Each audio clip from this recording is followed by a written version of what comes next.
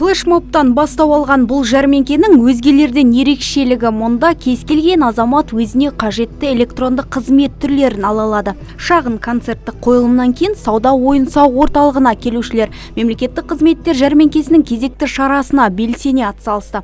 Игі бастамаға Шымкент қаласының әкімдігі мен мемлекеттік қызмет істері және сыбайлас жемқорлыққа қарсы іс-қимыл агенттігінің Шымкент қалалық департаментінің өзі мұрындық болған. Іс-шараның негізгі мақсаты қала тұрғындарының цифрлық құзыреттілігін арттырумен қатар мемлекеттік қызметтерді электронды түрде алуда өз құқықтарын түсіндіру.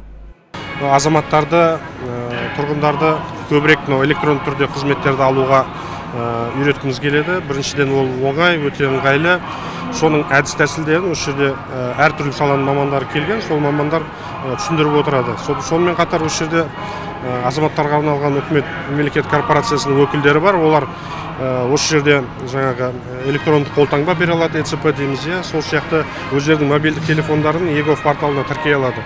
Яғни ары қарай осы электронды қызметтерді үйлерінен шықпай-ақ немесе басқа жерде жүрген кезде емін-еркін алуға сондай мүмкіндіктері бар. Шымкент қаласының ақпараттандыру мемлекеттік қызметтер көрсету және архивтер басқармасының басшысы Айнұр Есупованың айтуынша, бүгінгі таңда әкімдік тарапынан азаматтарға мемлекеттік қызметтің 191 түрі көрсетіледі екен. Олардың 93-ін электронды түрде алуға болады.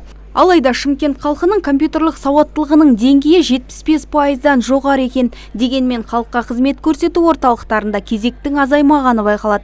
Осыған орай мамандар электронды қызмет түрлерін қолайлы жерде алу мүмкіндігін көрсету мақсатында халық көп шоғырланған орындарда өткізуді жөн көрген. Электронды түрде қызмет алудың жолдарын біле бермейді тұрғындар.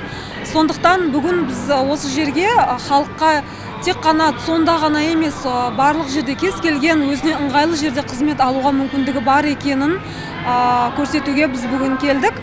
Жауаптылардың айтуынша, халық арасында жоғарғы сұранысқа ие қызметтердің ішінде баланың туылуын тіркеу, оларға жәрдемақы тағайындау, балабақшаға орналастыру үшін кезекке қою көптеп қолданылатын қызмет түрі екен. Бұдан бөлек жолдама беру, дәрігерді үйге шақыру, медициналық ұйымға тіркелу, дәрігердің қабылдауына жазылу, сондай-ақ жұмыспен қамту және жер қатынастары саласындағы басқа да қызметтер автоматтандырылған. Бұдан бөлек азаматтардың бұзылған құқықтарын қорғау және қалпына келтірумен тікелей айналысатын басқарма құрылмақ. Онда тұрғындар түрлі салалардағы ең сұранысқа ие мемлекеттік қызметтер бойынша қажетті кеңестер ала алады.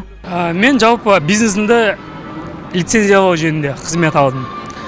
Олар бізге менеджермен тікелей қарым-қатынаста болмай, бәрін онлайн түрде қандай платформалар бар жөнінде үйретті, көрсетті. Одан бөлек енді өзім бала-шағам болмаса да қалай жасөспірімдерді садикке очередке тұрғызу, қалай мектепке очередке тұрғызу, сол жөнінде түсіндіріп берді.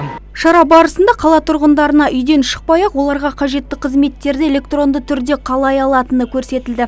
Сонымен қатар мемлекеттік қызмет алушылардың қабылдауы да жүргізілді. Қабылдау барысында қызмет алушылардың қойылған сұрақтарына толыққанды жауаптар беріліп, мемлекеттік қызметтер бойынша жадынамалар да таратылды. Мамандар мұндай жәрмеңкелерді алдағы уақытта дәстүрлі түрде өткізуді көздеп отыр. Мадина Байқызы, Антон Семенов, ТВК телеарнасының жаңалықтар қызметі.